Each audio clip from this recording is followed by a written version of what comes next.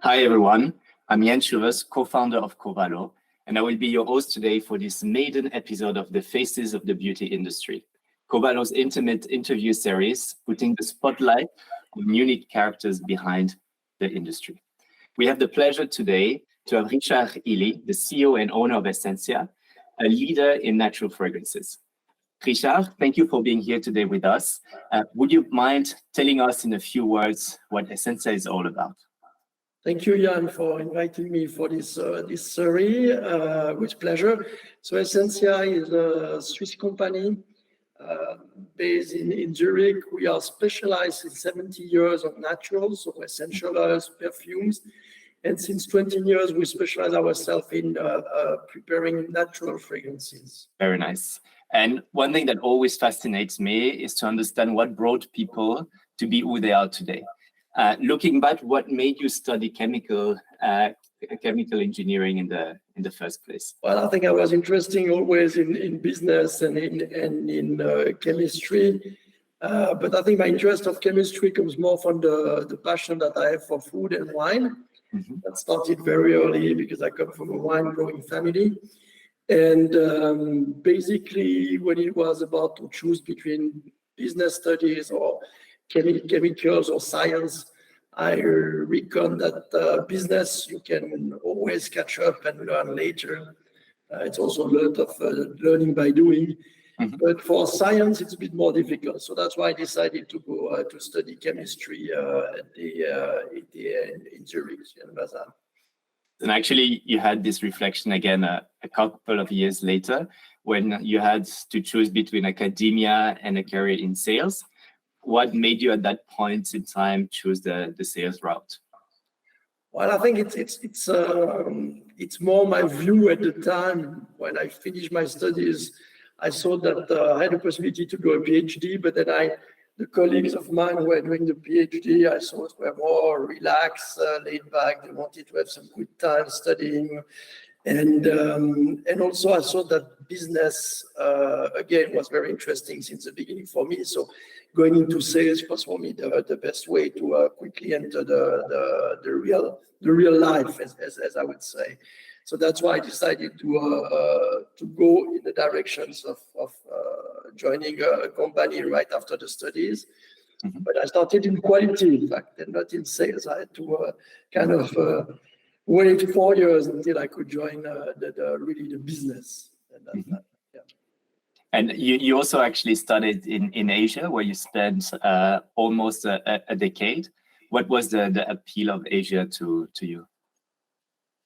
I think we're talking about years. For many of you, you were not born or just born, so we're talking about 28. When, in fact, when I started my career at that time at the company I was working for, it was clear that I wanted to move to sales and I wanted to move abroad. And when I asked them to move abroad, I said, look, I would love to go to a place that I have no idea about.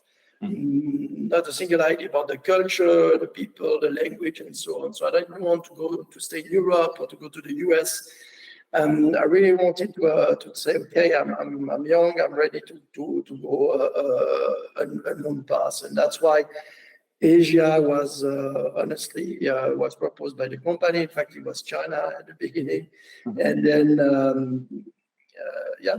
that's where we went. But I wouldn't say that I chose that. I think sometimes it's part also as an entrepreneur, like in all of your career, I think you try to, you follow your instinct. Mm-hmm. And I wanted to do something new, to have some challenges, and it looks like it was exactly what was expected me there in Asia, and that has been true. Mm-hmm. Yeah, we will talk about this in a few minutes also, of that entrepreneurial drive and that's this constant quest for challenges. But I would just like to take a moment also to talk about your experience in supply chain. You spent more than 2 decades in supply chain. And as we all know, the industry really has changed a lot over the last couple of years.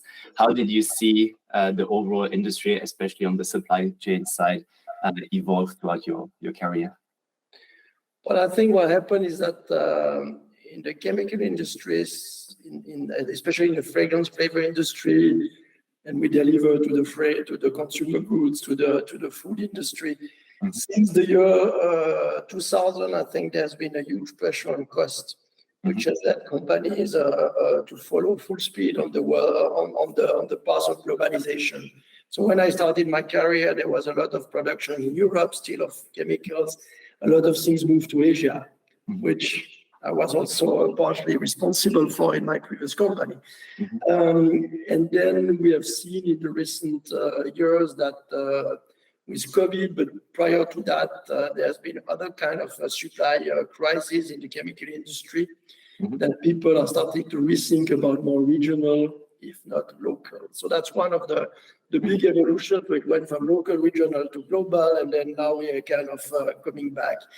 The other part is, of course, the incredible drive that the chemical industry overall has put not only in the safety of the product, but also in trying to be always more respectful of the environment. So the sustainable drive has started, in fact, 20, 30 years ago, but really now it's being known, it's being organized much better. And it's the driving force behind everything we do in green chemistry and in all of that. But I think it started already earlier. Our concern for the environment in the chemical industry, especially in our industry, was really, I think, more or less present all my career, so my 30 years of experience. Yeah.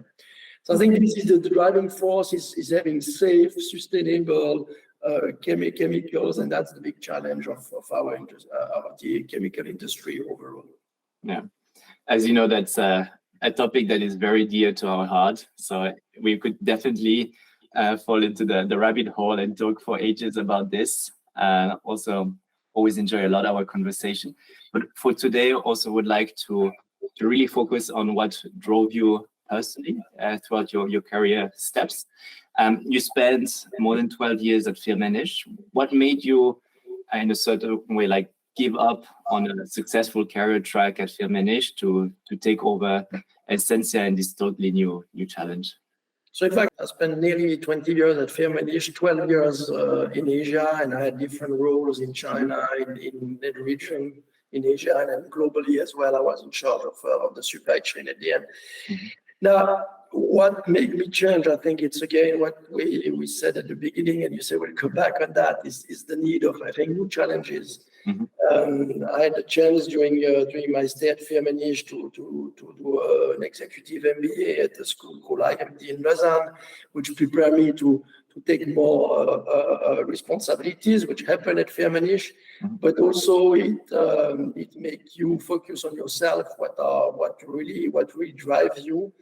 And I think that after a while you want to see something new. So I have 18 fantastic years at Firmenich. I was really lucky. Had a chance to experience a lot, to discover, to work with a lot of great people. But after a while, you say, okay, I know the company. I even wanted to leave the fragrance and flavor business. I wanted to go back to what a typical chemical engineer or a chemist in Switzerland is doing, which is pharmaceutical product. So that was been my idea. There was the need also to come back to Europe.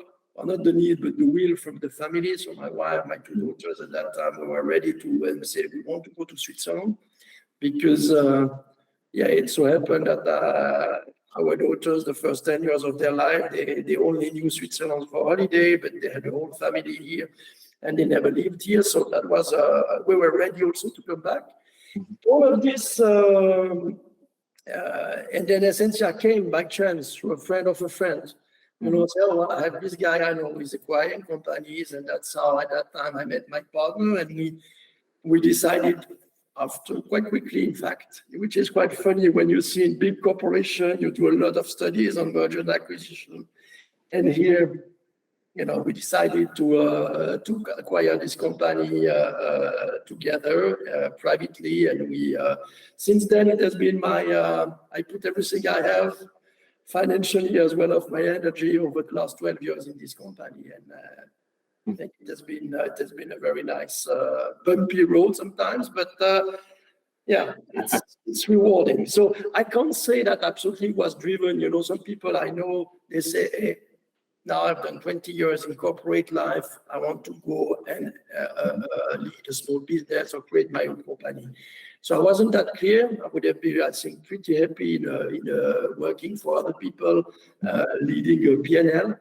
But I had the chance, and I think that's when you need to sometimes take your chances. One thing on that point, I think I told you that. I never forget that I was given a big chance in China. I had the chance to build a project from scratch, a new corporate center with production offices, R&D labs, and everything in Shanghai.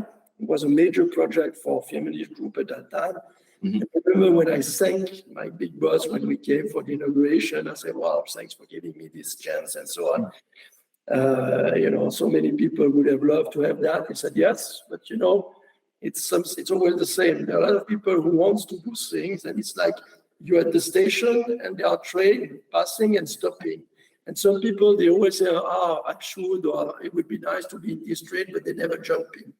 And sometimes you just have to jump in and do it. And I think for me, if you want to become an entrepreneur, you cannot, you have to, again, trust your guts, and you think that's the right thing for you today, go for it, and then, you will see. Yeah, I can totally relate to this. I think like entrepreneurship really has to feel right. And there is never really a good timing. The timing is really when you have that gut feeling that tells you, okay, now is the time to go. And sometimes that's a decision you take very quickly that drives you for many, many years. So now you roughly spend half of your career in a large corporate, half of your career in a smaller company that you are owning. What, in your view, is setting those two worlds apart? Well, I think there's many aspects, but in a large company, I think you can develop yourself nicely. You have a lot of opportunities, being to move geographically, to meet other cultures, other people. Here we both, you're more or less based in Switzerland, traveling a lot. I'm based in Switzerland now, but Switzerland is a very rich multicultural country. We have a lot of people, but still, I think it's when you go and travel and meet within your company colleagues from other places around the world, that's where we really start to feel, what it is, and then to live abroad. You also have a lot of things, as I said, about further developments, programs to develop yourself, to learn. So I think it's very interesting. On the other side, you often come with big numbers, so you have big responsibilities when you look at the numbers. Now, on the other side, you have a lot of trade-off to do, because you have other people all over you, all around you, with you, against you, and you need to be able to navigate that. So I think that's one part. You also, of course, we always say our team and so on, but each of us, we have to do something. It's true. We contribute to the success of a company. It's true in a big or in small company. But obviously, in a small company, the smaller, the more direct your impact is. And I think that's probably one of the major difference. It also means that typically I was more like all my career, I was more or less in management. I had teams to lead and so on. So there was a lot of things that I was not doing myself. Now, of course, I'm not creating the perfume and I'm not mixing them at Essentia. We're also a team, but we're only 20 people. So there's a lot of things that I've started to do again myself. And I know a lot of entrepreneurs, you go on the Excel spreadsheet, you plan your trips yourself, and all of the things that at a certain level in certain companies you don't do. Which is nice because you really, as I said, you really have everything in your own hands. On the other side, sometimes it could be frustrating because what you don't have in small company is the power to move fast and to move widely. And that's maybe one thing I miss with my company is how do I make the challenge, how do I make it Essentia known around the world. If I were doing the same thing in terms of products, with my previous company, we would this business unit would be probably 100 times the size that what I have in my company. So you have also limitation, but you have limitation in both at different level, I would say. As you know, we also started the project within Clarion, also moved from a fairly large team to then being only 2-3 at the beginning and having to rebuild the company. And it was like an incredible challenge where you learn to become a generalist, doing everything yourself from marketing, payroll, finance. And you, at least at the beginning, you are your biggest limitation in some ways, because you need to do it all yourself and you don't have that firepower of a large corporate. But it's definitely something that, a situation in which you learn a lot. And that brings me to my next question. As you mentioned, entrepreneurship can be like a pretty bumpy road. There are some ups and downs. It's also an extremely rewarding path. But what made you, keep going and power through hard times throughout the last decade and plus? Well, I think it's one of the things, and I talk a lot with some of my friends, same situation. I think whenever you facing the market, whenever you face the clients, the developers, in our case, the marketers, and you win something, it's the push of energy you need for them to keep going for the next bond and so on. So I think definitely when you have a product or whatever service that it's starting to be appreciated by your clients, it gives you every time a lot of energy, and that's one of the things. The other part is the other thing that I think it's you have to believe. Of course, when you start something, you believe in yourself, you believe in your product, right, or your service, and you want somehow to prove that you were right to do it. So there's also this part, to keep going, because you're not going to quit after the first bump and after the first down. And I think that's very important, and that's why I said you need to find yourself where you get your energy to be able to go over these downs, to go up again. And I think the next part, and you have explained us certainly at Covalo, because I follow you from not from the beginning, but from a couple of years now. As you said, you started a couple of people. Now I think you're about 15 times more than what the number you mentioned. All the new colleagues that you get are sources of energies and new impulse. And I think that's very nice to have that. I mean, we have experienced that at Essentia over the last 3 years, I would say.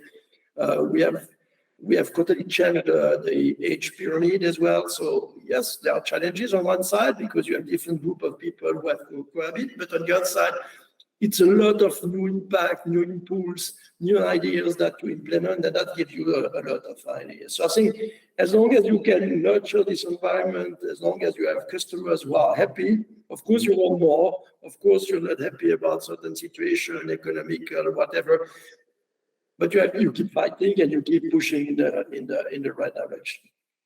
Yeah, and the human side of the journey is definitely something unique. I think you start with a vision and ideas, sometimes also, like we were at the beginning, not too many people.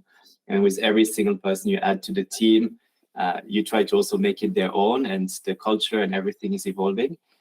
During our last lunch, you were telling me about how also proud you were of, like the impact Essentia had at its scale on families and the people working in the company.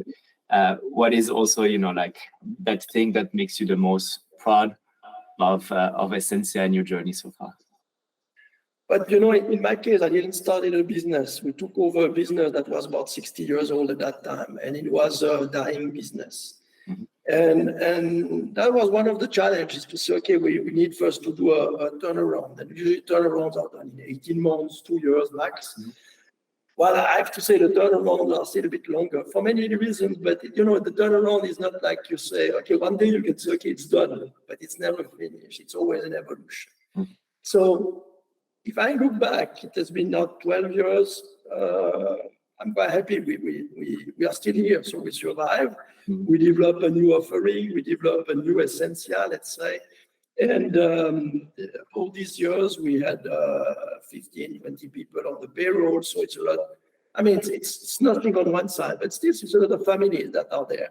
And that's one thing. The other thing is that I think it's really we have been able to transform our strategy in something really concrete. We have these natural perfumes. We are taking the leadership there. Now, of course, I would have loved that it went faster and that we were bigger today. But that's the way it is, and I think I'm very proud of having done that with the team. So it's really as an entrepreneur, your first responsibility is to keep the jobs for your employees and to develop. And I think, of course, you have other towards shareholders and different stakeholders. You have all the responsibilities, but I think we are one team and we are responsible for the team. And that's something that I think every entrepreneur, every person who offers job to others should be proud of. Yeah, totally. And yeah, for the people who don't know Essentia, next year will be the 75th birthday. I think you really did an amazing job with the new brand identity, also the different families. So I really invite everyone to go and have a look. We'll also share the details with the post. So you mentioned at the beginning that we have been in contact for a while. You were actually one of our very first customers, and you always really stressed on the importance for you to invest in new generation and that role as a mentor. You also said like education is something very dear to you. What do you enjoy the most in that mentor role? Well, I think the fact is when you see people develop their skills and growing and enjoying even more their job, and then you basically their leader or their boss, whatever you want to call yourself, or your mentor, they're the mentor. It's quite. I mean, it's the best reward you can have. I mean, I love talking, I love sharing with people. So I think probably it's because for me, it's I would say it's even more rewarding than having a nice sales. Of course, two are there, but one is also more long-lasting. I think big business could be a kind of never-ending story. But when and I can give you examples. I had a chance when I went in China. I had a lot of young people. I mean, I was also quite young. I went there at 28. I was general manager of a joint venture and so on. But and I had a lot of guys who were joining me just after their studies, and they all developed. I think five or six of the team of 8 guys. We were in the management at that time, or they were starting in their management role with me, and we can, thanks to Firmenich, I could help them quite a bit. And then after that, I've seen them develop further in their career. At the beginning, I was really for 10 years. I was with them, and then there's been other people, and these people.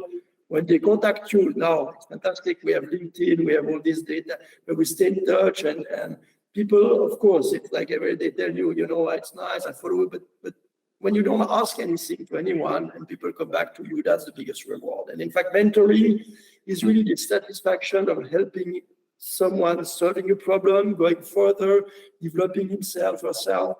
And this is why I love that, but I will do hopefully more of that again in the third phase of my career. But and that's maybe something which is more difficult to get in a smaller company, because you have maybe less opportunities to move people around, to make them learn new skills and develop themselves.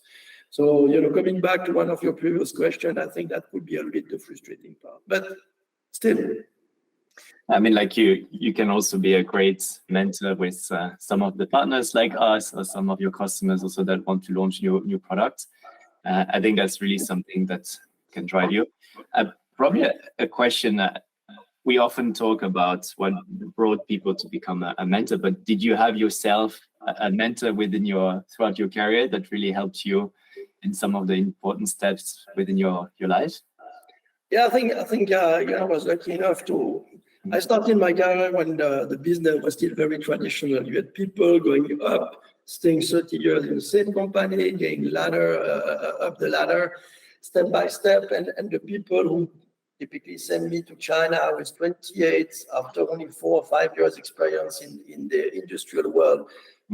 I think they must have been crazy because it was a lot of risk. Maybe they said, okay, it's fine. If he fails, we get the next one. But anyway, I had a chance to have people who gave me the chances, who followed me, who I have a couple of examples of people who really gave me a hand when I was falling big time and helped me. And I think this is, I hope it's still happening in companies. I know that further down, when you start to be about the 40s and you start to fight for the big roles, 40s, 50s, then it becomes more difficult because unfortunately this career build within companies, this exists less and less. You never know what the boss will be doing next year in 6 months. So everything you try to develop might be broken very quickly. And I think that's something that is a little bit that I realize looking at it again, a lot of my friends, colleagues, contacts. It's something that is missing in the professional world today.